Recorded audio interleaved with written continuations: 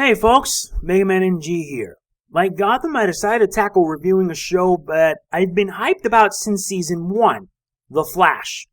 Every week on Wednesdays, I'll be reviewing an episode of The Flash just like how I review Gotham on Tuesdays.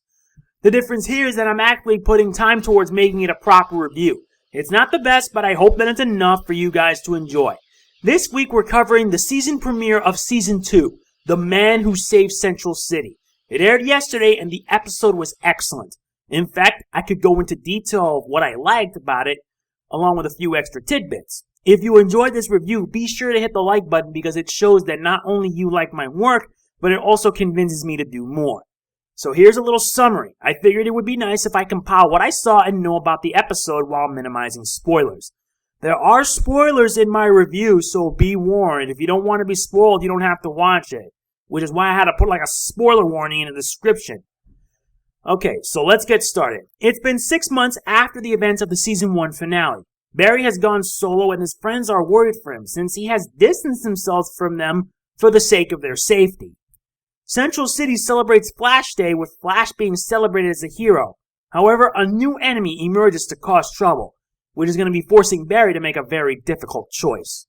Okay, so it's not much of a summary, but yeah. I figured it would be useful. Let me get it out of the way and say that I really enjoyed it. Sure, last season was a hell of a ride from start to finish, but Season 2 promises to be one that's gonna top it. I know it for sure. I could be wrong, so yeah. This week's Flash was great. There was a solid mix of action, emotion, and humor. I enjoyed how the episode puts more focus on the supporting cast. I really liked it. Heck, to me, it was the best thing about it because they did a lot more than Barry ever could, and it cements the fact that without them, Barry wouldn't be able to do a thing as the Scarlet Speedster. All the actors in this episode did a pretty good job. Can we also say that character development was there for all of them? Yep, there was plenty. Another good thing I liked about it is that there was actually closure for Barry and his father. You heard me right. Barry's father is a free man, and seeing it just made me want to cry, seeing him finally free after Harrison Wells provided a taped confession. Though I wonder why he did it, but I feel that it was for closure. But I did learn that Henry was leaving town, and it was pretty sad.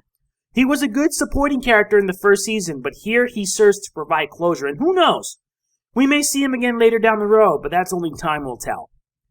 Every week, the Flash would have to take down a metahuman with the help of his friends, aka the villain of the week. This week's villain was the Atom Smasher, aka Albert Rothstein. For those who don't know, the Atom Smasher was a character in DC Comics. And in the comics, he's a good guy. He is the godson of the Golden Age Atom who got his powers from his grandfather, a villain, a recurring villain at that named Cyclotron. He has super strength and control over his molecular structure, giving him the ability to make himself grow in size and density. He had been a member of the Suicide Squad, the Justice Society of America, the Justice League, the Conglomerate, and even Infinity Inc. But in here, he's a villain. And the best part? Former WWE superstar Adam Edge Copeland plays him. I did like seeing Edge in here, and the special effects were amazing, especially for the Atom Smasher, which is amazing. I had one problem with it, though.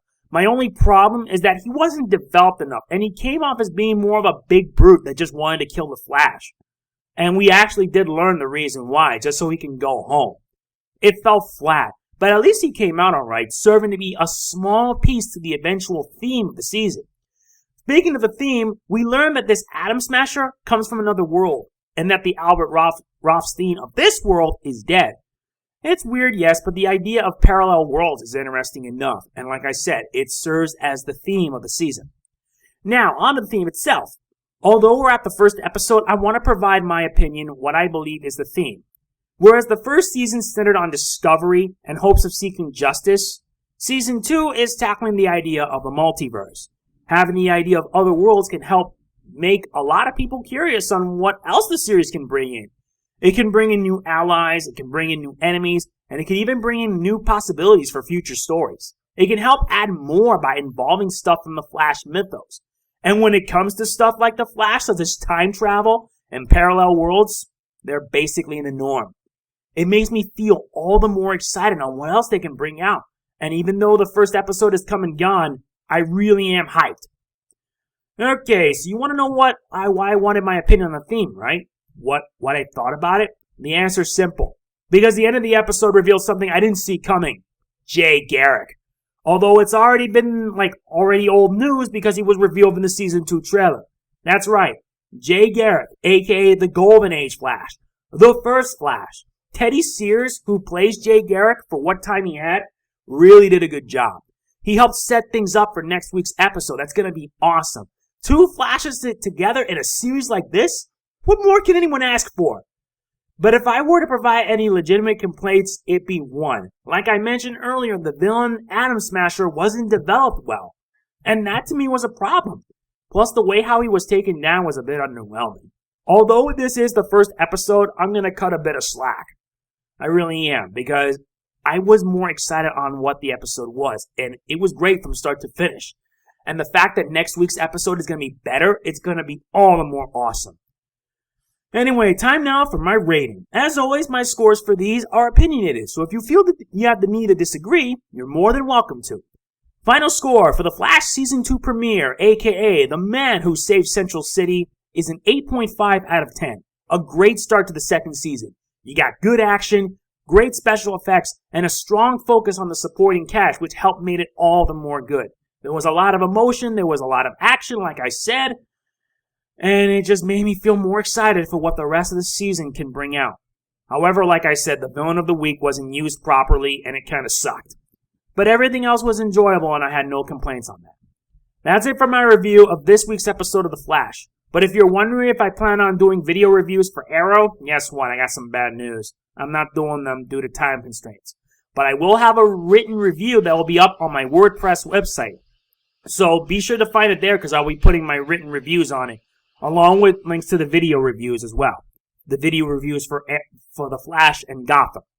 Hope you all enjoyed it, and if you did see the episode, tell me what you think in the comments. If you do enjoy this video, please be sure to hit the like button. I can't say it enough because I always say it all the time.